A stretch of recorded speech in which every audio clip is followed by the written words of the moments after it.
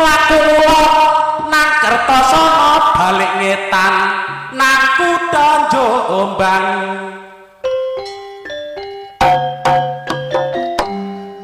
Saben weton dulur slametana supaya gampang golek sandang pangan.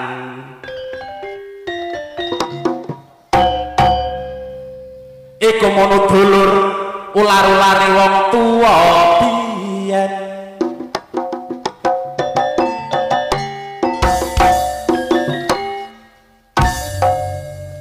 Cekindung wakru kemat petundang petundung watu kuman.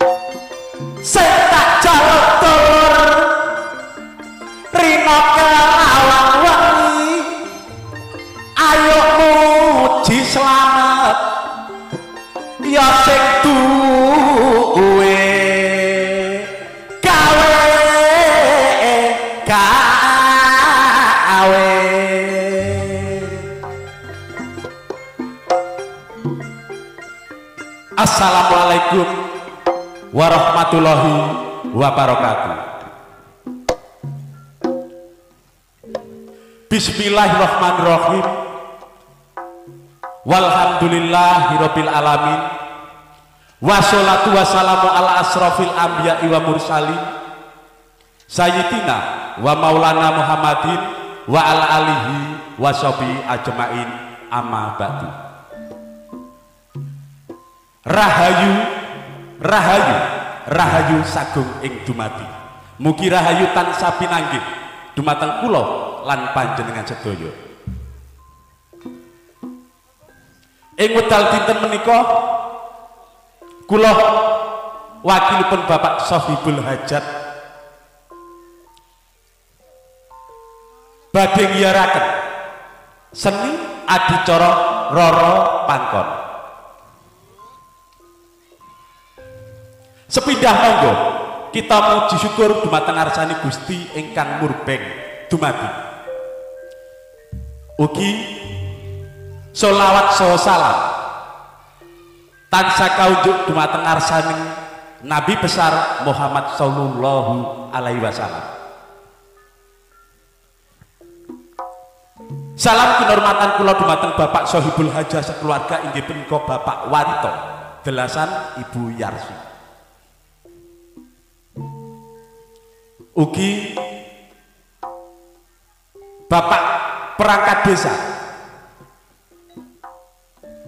beserta tokoh masyarakat wonten ing laladan Dusun Bedandel. Tansah kesupen para sepuh aji sepuh wonten ing Dusun Bedandel. Mbok bilih mengke anggen kula ngiyaraken adicara Roro Pangkon wonten kirang langkunge kula Sukri Delasan Cak Jikin nyuwun agunging samudra pangat sami ingkang prayogi. Pramila Roro Pangkon badhe kula wiwiti. Kula nuwun nuwun.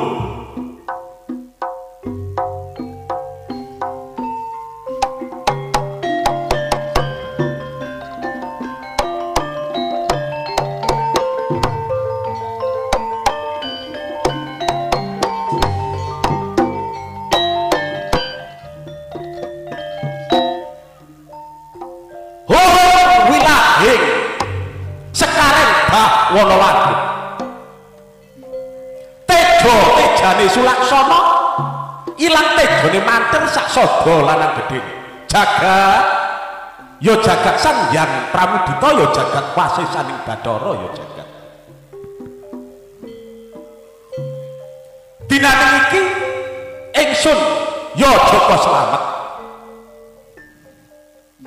ngembang dawuhipun Bapak Warita sepisan ingsun kedawan njaga kembang delima sing durung rontok sarine kaping pindho ana bale wis maning Bapak Warita sekeluarga dianakake pasamuan agung ya pahargyan geden-gedenan mula Joko Slamet ya ingsun wenang nentremake kahanan pasamuan agung dinane iki bale pemakene kababar janur kuning sing tegese wong jaba aja nganti mlebu semono wong jero aja nganti metu saka karang pedesan kene ya nanging suwe anggonku njaga kembang delima sing durung rantok sarine bebasan suarane prenjak ganter ana ing teping siringe bale pomah kene ora bisa mari mula bakal ana kedadian apa bale pomah kene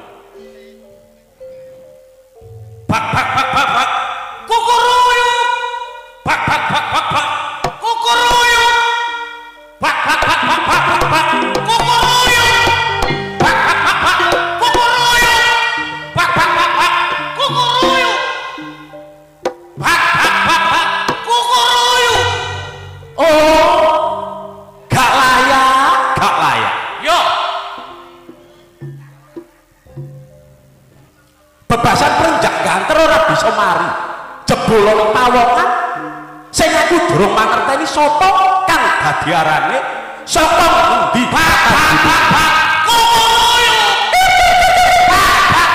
kukuruyu Joko Slamet kenal aku Joko Umbaran oh dadi ndika sing diarani Joko Umbaran sing saka desa Sarloyo Adi Linuwih sing tegese Joko Umbaran Surawani Loyopati Adi Becik Linuwih samubarane oh kukuruyu kukuruyu Joko Umbaran yo apa kok ora ngerteni yen bale pemakene karang pedesan kene wis kababar janur kuning aku wis mangerteni kabeh ning tetep tak rombol babakan yo Joko Umbaran aku balik takon yo tekamu kene iki liwat saka ngendi sing nomor 1 sing nomor 2 numpak apa Joko Umbaran liwatku ana lorong tengah kiwa teng Karang Kitri tumpahanku jaran napas Joko jaran napas kene Joko Umbaran yo ya kamu bakal boyong kembang delima sing durung rontok sarine yo kembang delima sing durung rontok sarine iki wis kapasrahake marang jeneng ingsun ya Joko Slamet yo tekamu sing tegese liwat lurung tengah miyak Karang Kitri numpak jaran napas bener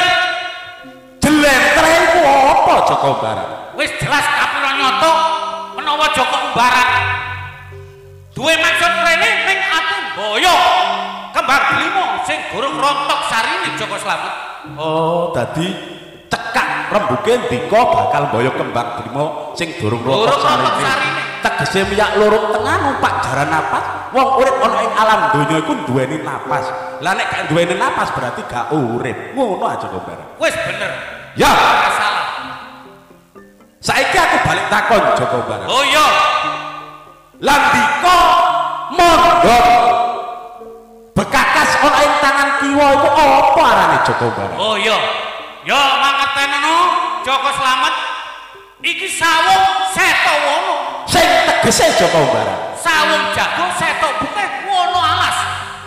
Jlentre ya kuwi petik jago sing sobo sak paran-paran ning nok sing dalan kang becik Jawa Slamet.